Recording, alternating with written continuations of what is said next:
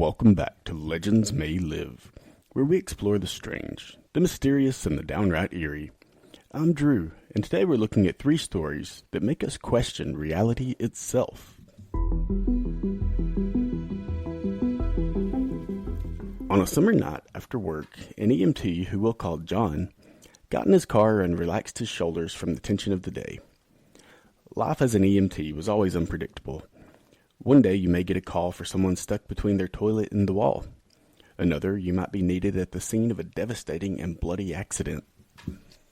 This night it was beginning to storm, so John drove with a little extra caution. He had seen far too many times before how carelessness and rough weather could end. As he's about halfway home, he sees that on the road just up ahead it's barricaded off, apparently from a downed tree that made the road impassable. But just on the other side of the barricade was a high-end Mercedes. The hazard lights were on, so that plus the odd location with it being behind the barrier made it feel like John should really investigate, as someone may be in need of medical attention. So he pulled off the side of the road, grabbed his flashlight, and began walking toward the Mercedes. As he got closer, he could see that there were 3 people in the car. He knocked on the driver's side window and leaned in for a closer look. What he saw was really unnerving. The backseat passenger appeared to be asleep, but the front passenger was slumped over the dashboard. And the driver, well, they were just sitting there, staring straight ahead, almost like they were in a trance. No one reacted to John's flashlight or his knocking on the windows, so this was really concerning. Could it be carbon monoxide leak in the car? Is there something psychological going on, or what's happening? So John ran back to his car to grab some medical supplies to start a closer examination and begin administering aid. But about the time he got to his car, a utility truck pulls up and passes briefly between John and the Mercedes to turn around before leaving. When it pulls off, the Mercedes was completely gone. It didn't make any sense. This was the span of maybe 30 seconds. And this car was between a fallen tree and a barricade. Sure, it could have gotten out, but it would have had to have turned around, gone off-road briefly, and leave in John's direction. But none of that had happened. So what could have happened? A ghostly imprint from a past accident? A time slip where the past and present briefly intersected? Or something else entirely? Our next story is about a 12-year-old we'll call Molly. On an ordinary shopping outing, Molly was sitting in the family truck in a grocery store parking lot waiting on her mom, who was inside shopping. She was passing the time watching birds scavenge bits of discarded food from the ground and watching the clouds go by, when suddenly she sees this old man walking toward her with slow, deliberate steps. She didn't recognize him, so it immediately made her feel a little nervous, but she thought maybe he was just walking by and his vehicle was on the other side of her, or something like that. But then he stops, about 5 feet away. Molly's stomach tightened. Seconds felt like an eternity as this man just stared at her.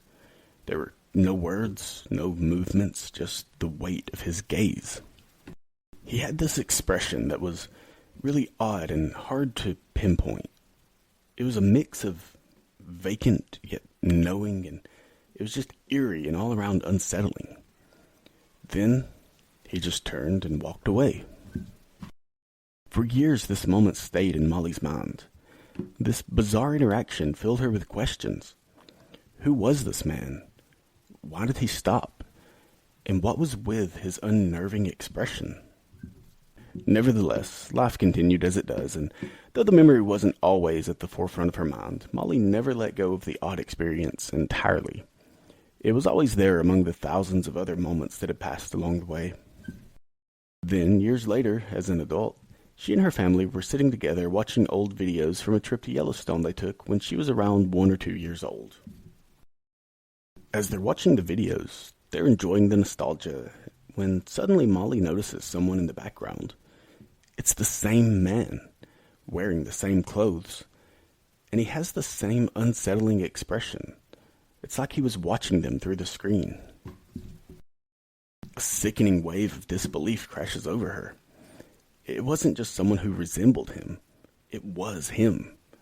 The same clothes, the same eerily motionless stance, as if he had stepped out of time itself and followed her, slipping into the past and then back to the future, watching, waiting.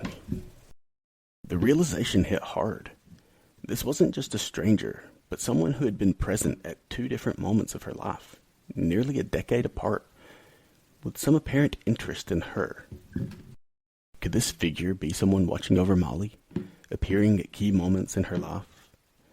The fact that he didn't interact but was always watching suggests an observer rather than a direct participant.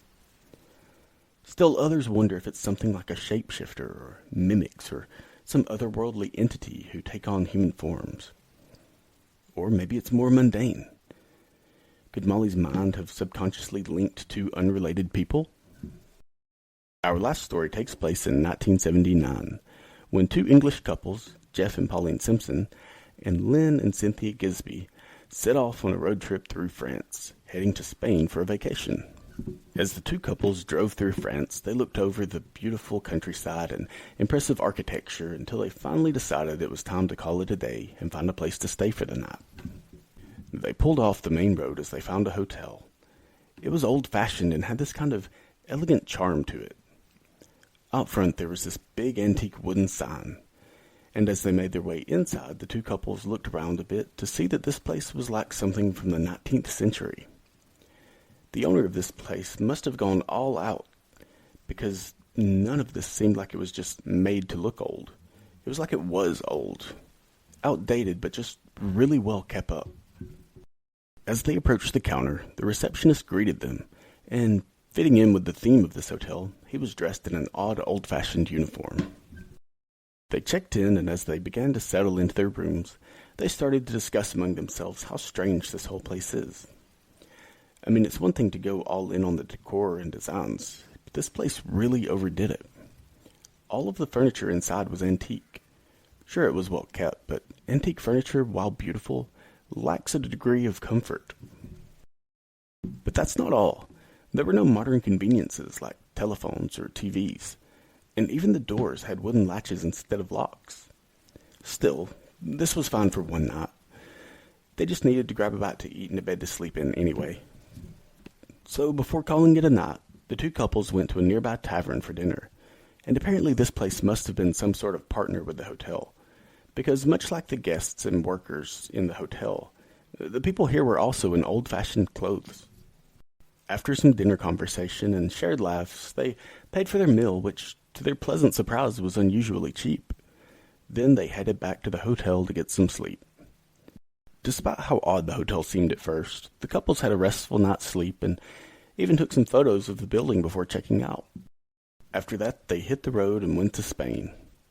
And once they got there, they started thinking about their experience, and they came to the conclusion that, yeah, it was an odd place, but it's really because we were expecting something different.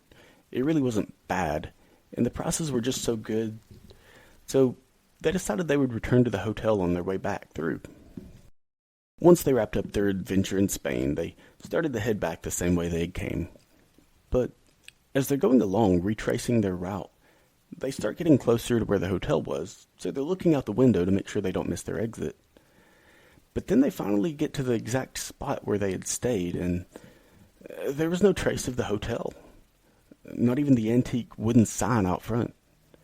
So no building, no sign that it had ever been there to begin with. Confused and still needing a place to stay for the night, they went to another hotel in the area, and as they were checking in, they asked about the one that they had previously stayed in, only to be met with blank stares and confused expressions. The locals swore that no such hotel had ever existed. But what's more bizarre is that when they developed their photos, all the ones that they had taken of the hotel were missing. Every single picture of it had vanished from their rolls of film. And so we're left with more questions than answers. 3 stories, 3 eerie experiences that defy logic and challenge our understanding of time, space, and reality itself. Were these moments mere tricks of the mind? Coincidences that seemed too strange to be real? Or did these individuals genuinely step into another timeline, another dimension, if only for a fleeting moment? Perhaps reality isn't as solid as we believe it to be. Maybe, just maybe, the past and future occasionally bleed into the present, leaving behind fleeting, unexplainable moments for those lucky or unlucky enough to witness them. One thing is certain, the world is full of mysteries, and sometimes the strangest things happen when we least expect them. And that's it for today's episode. If you enjoyed today's stories, be sure to like, subscribe, and send to a friend who loves his strange tale. Until next time, keep your eyes open and keep a lookout, because it turns out legends may live.